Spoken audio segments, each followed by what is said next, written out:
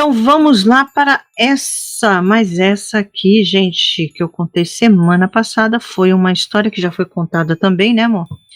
A aparição misteriosa na estrada de Bertioga. Sim.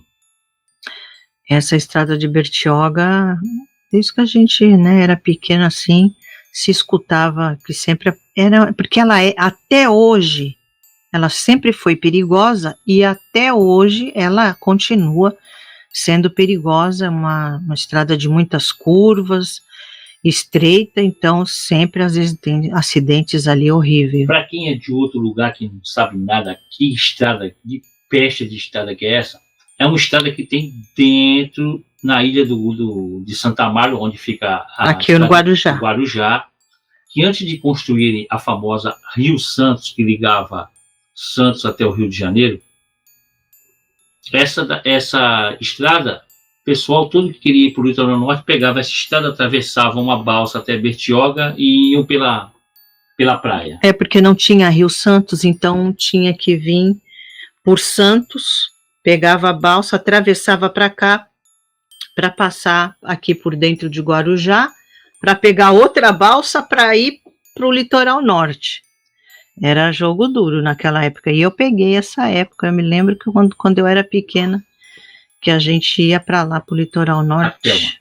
Vamos lá. A aparição misteriosa na estrada da Bertioga. Boa noite, Andréia e assustados de plantão. Pode me chamar de Audrey.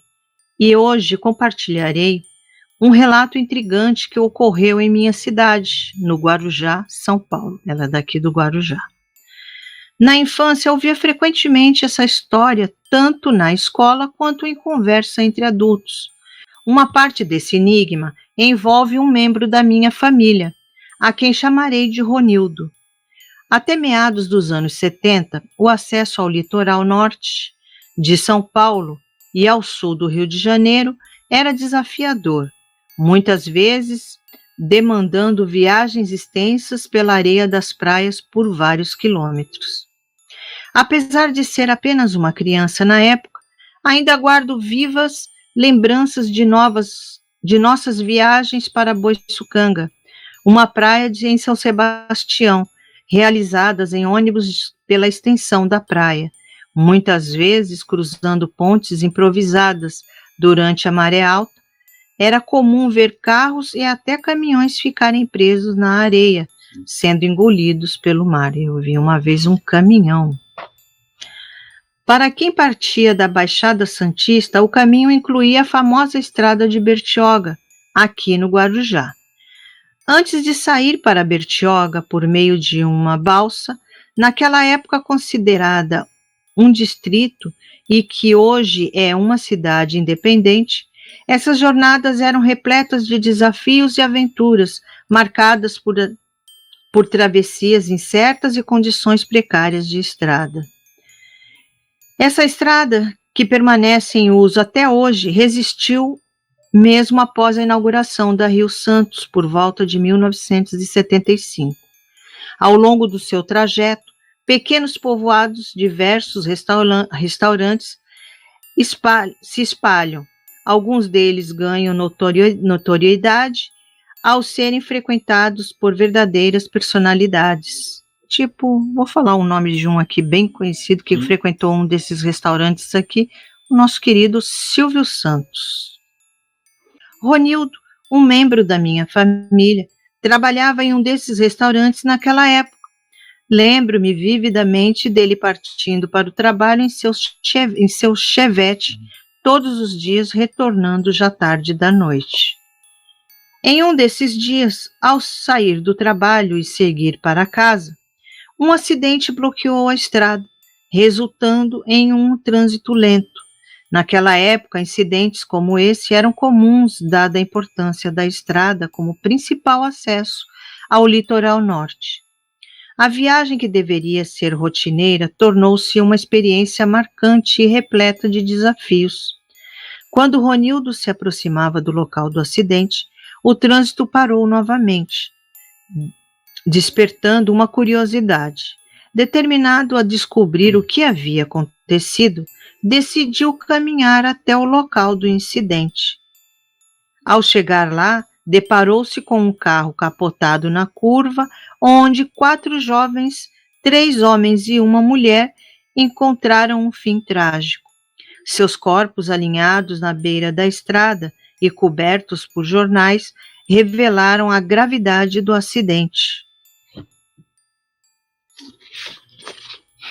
A única parte descoberta, a mão da moça ostentava um pequeno relógio no pulso. Naquela época, o uso do cinto de segurança não era comum, e airbags eram considerados algo saído de filmes de ficção. Com a estrada prestes a ser liberada, Ronildo retornou ao seu caminho para casa, como fazia todos os dias. No entanto, alguns dias depois, ao tentar ligar seu Chevette para ir trabalhar, o carro se recusou a funcionar. Sua mãe sugeriu que ele fosse de ônibus como uma precaução, indicando que talvez não fosse apropriado usar o carro naquele momento. Concordando com a mãe, Ronildo optou pelo ônibus. Já tarde da noite, na volta para casa, Ronildo embarcou no último ônibus vindo da balsa de Bertioga. Naquela viagem silenciosa, apenas ele, o motorista e o cobrador compartilhavam o interior do veículo. Andréia, posso te garantir que esses ônibus noturnos nessa estrada pareciam voar a 1000 por hora. Eu peguei uns motoristas aí bem desse jeito assim. E não era numa rua, né, numa estrada assim afastada, era em plena cidade mesmo. Chegava aqui, saía, né, no caso eu saía de lá da enseada da casa da minha mãe, assim já meia-noite, 1 e pouca, chegava aqui 15 minutos depois. Eu passei uma viagem de mais de meia hora. De mais de meia hora chegava aqui em menos de 15 minutos. Ronildo relatou que ao passar pela curva onde o acidente havia ocorrido, algo extraordinário aconteceu. Uma moça loira vestida de vermelho surgiu do nada na estrada fazendo sinal para que o ônibus parasse.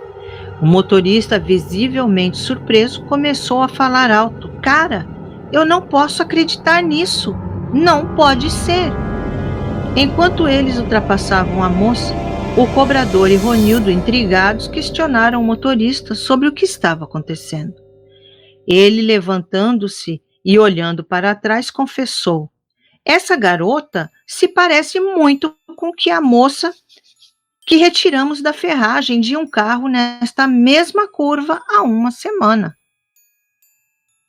Ronildo, naquele momento, foi tomado por uma lembrança nítida do relógio no braço da moça que avistou caída na estrada, idêntico ao que brilhava no pulso da figura que sinalizava o ônibus. Enquanto esperavam na escuridão da estrada, parecia ser uma eternidade, aguardando que a misteriosa passageira entrasse pela porta traseira do ônibus, já que naquela época era o costume. O cobrador colocou a cabeça na janela e disse que não havia mais ninguém na estrada.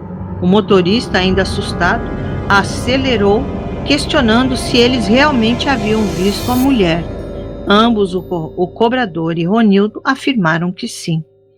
Esse incidente tornou-se um relato marcante por aqui, propagando-se principalmente através do boca a boca nas escolas.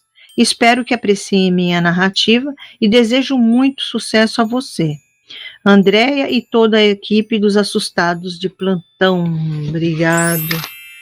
Essa historinha aqui já foi mandado já faz um tempinho já para nós, mas mesmo assim, muito obrigado. E eu me lembro, eu era garoto, menino, quando contavam essa história na escola, na rua, a molecada brincando, alguém falava: o motorista viu um fantasma. Não, sempre tinha. Foi muito famoso isso daí. Esse dessa moça que dá o sinal para o ônibus foi muito falado na época. Não lembro se é final dos anos 70, início dos anos 80, por aí assim, né? Não, diz que esse acidente realmente aconteceu, parece que por volta de 78, uma coisa assim. Mas lá quando eu era adolescente, em 86, 87, ainda era muito falado e ainda tinha pessoas que vinham e falavam de avistamentos dessa loira, né, dessa moça que diz que assombrava ali. E ali nessa estrada do Bertioga, até hoje tem um trecho ali, que são os terrenos que fala, né? Os terrenos do Badra. Então diz que era, acho que foi por ali, se eu não me engano, depois eu lembrando, que era ali, naquele pedaço dos terrenos do Badra ali, que dizia que era muito mal assombrado e que tinha essa moça ali que ficava caminhando também na beira da estrada.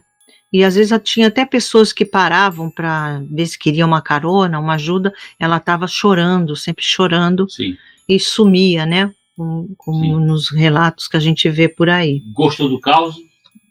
Vocês aí. Não esqueça de dar o like, não comentem, tá inscrito, se inscreva, compartilha com todos os seus amigos para ajudar a gente. Comentem aí, gente, a live vai ficar gravadinha. Sim. Vocês comentem aí, façam os comentários de vocês aí, né, nos vídeos que aparecerem no Facebook, no YouTube, nos stories, dão sempre uma comentadinha que vai ajudar bastante. Sim, e tem